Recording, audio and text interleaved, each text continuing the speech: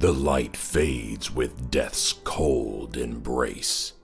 You've already been zipped and tagged. Struggle as you might, it will not help. No one can break out of the body bag. Here to oversee the autopsy, your hosts, Chris Thomas and Broke Rider Dave. What's good, everybody, and welcome to Body Bag Podcast. I'm Chris Thomas, and with me, as always, Broke Rider Dave. How we doing, everybody? Another top 10 coming at you, but instead of spreading around the hate, it's switched up a little bit, so I'll give it my top 10. So I rarely get to talk about, I think we've only done one top 10 in which I gave things that I liked, and I think that was Chris Loves Love. Yeah. But you gave me, what are my top 10 found footage movies? Yes. Which honestly took a lot longer. I didn't realize exactly how many found footage movies I haven't seen, but I was able to come up with a decent list, and it's kind of divided up into I'll tell you the sections as they go along. Okay. So I gave myself a stipulation for this one. I was not going to do the most obvious one. So Blair Witch Project is not on this list just because it's obviously number one. It's obviously arguably number one. So just know that since that's not on the list, it would have been. Yes. But to get it started off, I will put in what would have probably been the next obvious choice for that one, and that would have been Paranormal Activity. Yes. Because the same vein, this is number 10, because kind of in the same vein, very low budget, and grossed tons of money in return. Yeah. Now, I'm not scared of these Paranormal Activity movies. Now, I'm not scared of ghost movies in general. Yeah. But I'm putting this on the list because, I always like a story of people going into something with little money, and then it just becomes a phenomenon that just brings in tons of cash. I just remember everybody losing their shit at this movie to the point where people were scared of a moving blanket. Just like some of the most non-scary things, people got scared in this movie, and I can be scary in the right situation. In the right situation and with the right editing, which silence was a very good part of this thing, not having any music, so people can just soak up what they're seeing. So you see a little moving blanket, or you see a little shadow. Was that a shadow or was it not? And I was in the packed theater, and it was very much a theater filled with people like just like, oh my god, just verbally being loud, and which could be annoying, but if I wasn't going to be scared by the movie, I might as well be entertained by people getting scared of it. So I had a fun time with it, though. So I put that kind of on par with Blair Witch. I would say that was the aughts of equivalent of Blair Witch. Yeah. Yeah, you could, with those two, it's kind of like 1A and 1B. So they're basically at the top of everyone's found footage list. So since that was, that one was kind of like my substitute for Blair Witch, since Blair Witch wasn't on here. All right, so now we get into some other found footage movies. We got my number 9, and these are in no particular order. Yeah. Cloverfield. Okay. Cloverfield, again, I have to say also kind of on par. When you think of early aughts found footage, Cloverfield usually makes the list. Yeah. But I remember going to the theater, seeing that, and just thinking it was okay, but I grown more appreciation of it. The more times over time. That was one where I was like, it was okay, but then I liked it more and more as I watched it. Good creature feature, good alien movie. Yeah. And it just, you go all over the city with it. And also spawned, sequel. I think a couple of these, are good because they spawned sequels. Yeah. I saw, what was the second one with John Goodman, Cloverfield Lane? Yeah, it was a 10 Cloverfield Lane. I saw that one. Very different from the first. It was still a good movie. Yeah. But I haven't seen the Cloverfield Paradox. I have not seen the one either. I hear that it's not that great, but I might have to. But yeah, Cloverfield, fun movie. Definitely probably a lot more of the faster paced found footage movies. A lot more action-y.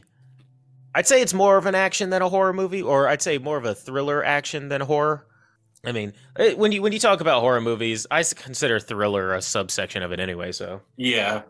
So Cloverfield, number 9. All right, let's throw a little bit of comedy in here.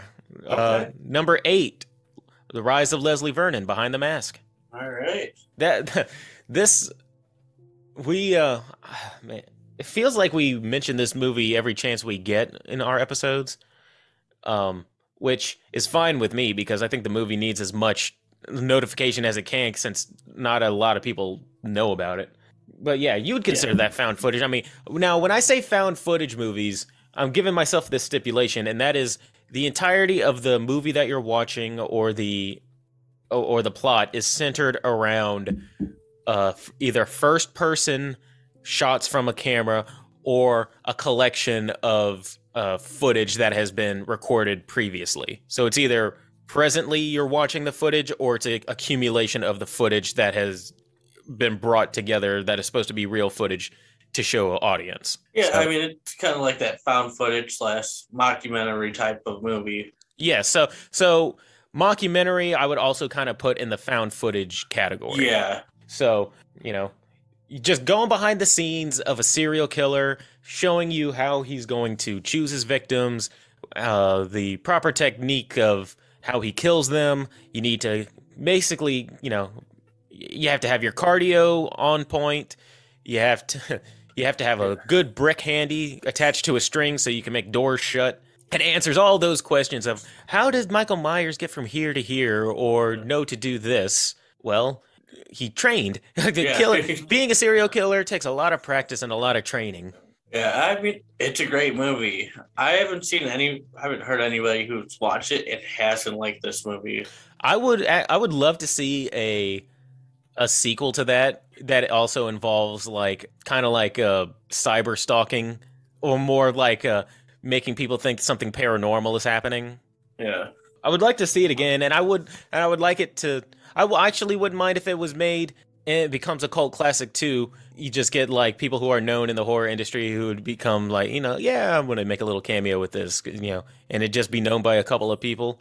Yeah, very much like they did with the first one. Still sticking with comedy. Okay. Number 7 is What We Do in the Shadows. Now, have you seen What We Do in the Shadows? I don't think I have. Please, please, please do yourself a favor and go watch that movie. It's directed by Taika Waititi. If you don't know who that is the director of Thor Ragnarok. Yeah. And Jojo Rabbit. And this is one of his earlier movies, I think. This is a mockumentary style. It basically follows around 3 roommates who are vampires, and they live in the modern day. And it's just funny talking about what it's like to be a vampire in the modern day. They try to go out clubbing at night, but they can't go into a club because they have to be technically invited into the club. And they talk about how they choose their victims and stuff like that. And it's we don't. I'll give you an idea of what this movie is kind of like. They're interviewing one of the vampires, and they're talking about drinking the blood of virgins. Yeah, and he's like, it's not that virgin blood necessarily tastes better or anything like that, but think of it as eating a sandwich. You would enjoy that sandwich a lot more if you knew that it didn't have a dick in it. That is the kind of humor that's in this. It's very funny. It's a comedy. It's a horror comedy. There is plenty of blood. Yeah. And it's a mockumentary type thing that follows around vampires and some werewolves. So. All right. Yeah. So What We Do in the Shadows. Yeah. Either watch the movie or check out the series on FX. Okay. I think that was number 7. Number 6. I was debating whether or not to put this one on there, but I think this has a good combination of action, a little bit of thrillerish, and a little bit of body horror to it. And that's District 9. Okay. The Alien movie?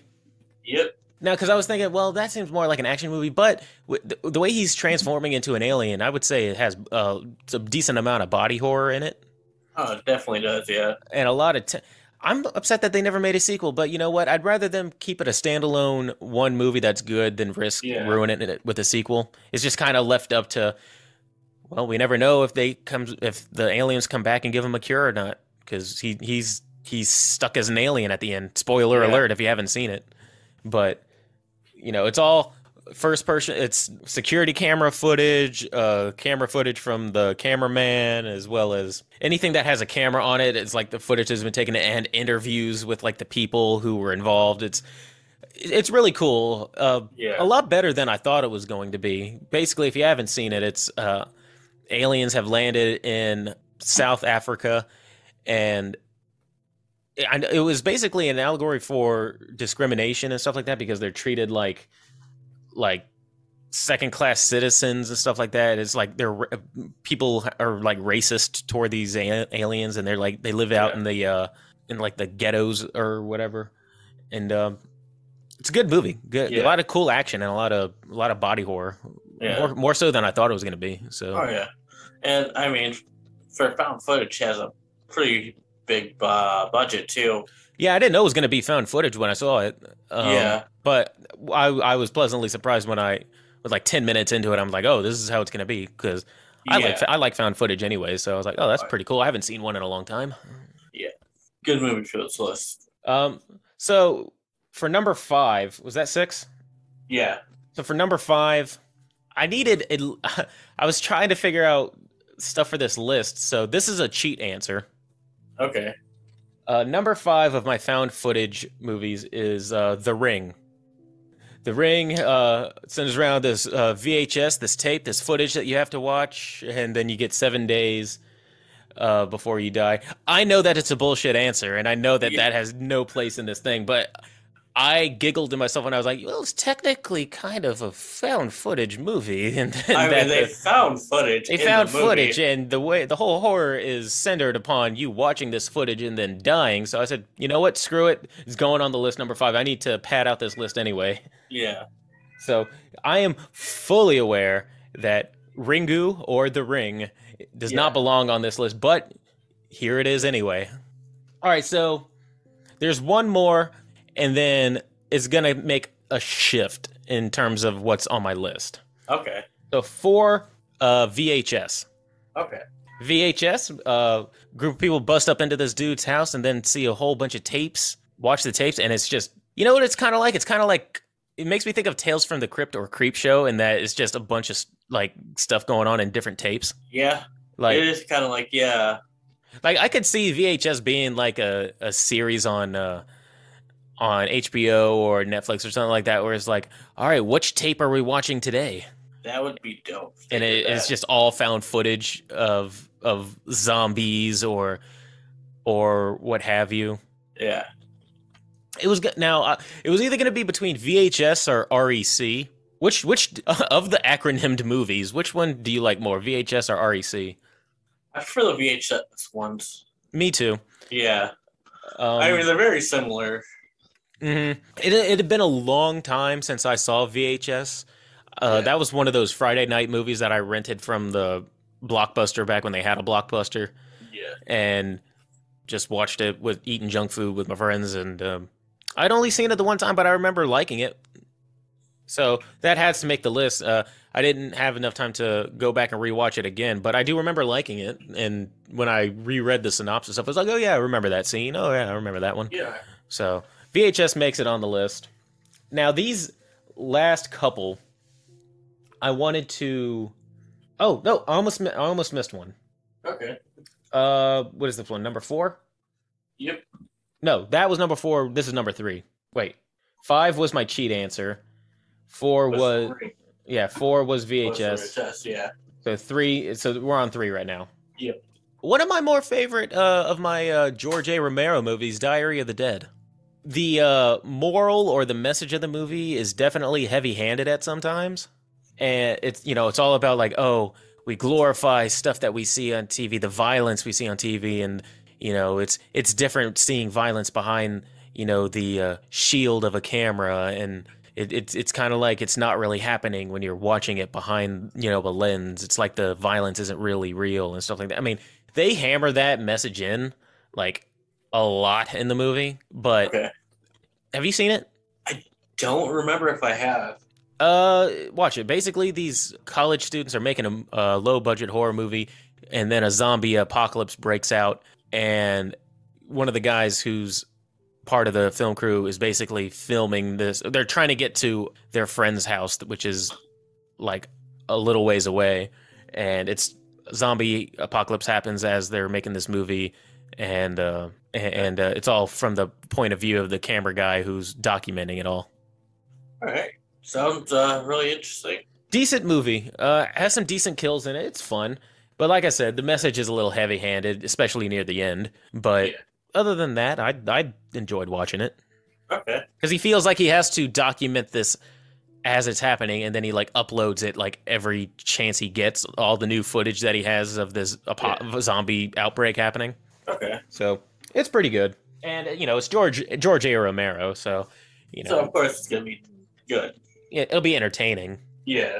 So these last couple aren't necessarily fictional movies. These last ones are Netflix footage movies that have all having to do with real stuff that happened, and the story is basically told through like the accumulation of the footage and interviews with the people kind of stuff. Okay. Kind of like Making a Murderer. So the first one, I guess this is number 2, is American Murder. All right. I can't necessarily... It was a true story about this man whose wife and kid went missing, and it was like a statewide like search for like what happened to this family. Like it was just a loving family, father, daughter, mother, and they just disappeared all of a sudden out of nowhere, and it's like, where'd they go? And then it slowly starts to become apparent that the father, is hiding something. He's acting shady. He's like mixing up his stories and stuff like that. And if you know the story because it was on the news and it was a true story, then you know how it basically ends. But if you don't, I'd say still check it out anyway. I mean, I knew about it after I kind of looked into it a little bit, but then I still watched it anyway. Still entertaining to see. I love watching series like that on Netflix. Yeah, I'm surprised I haven't seen this. Like, I'm really into like true crime and everything like that. So. I watch a lot of like true crime stuff like that on Netflix. Yeah. Like I said, Making a Murderer. This one's American Murder. There was a documentary about the Unabomber or the Ted Bundy tapes. I like watching. Arguably, I probably watch about it as much, if not more, of those documentaries about serial killers. Arguably, about just as much as I watch regular horror movies. Yeah, it's about the same. I just find them fascinating. Yeah. So I'll put as an honorary mention the Ted Bundy tapes, because that one was also kind of that one and the Unabomber was. Ted Bundy's just it's weird how interesting person. It's weird how popular he is.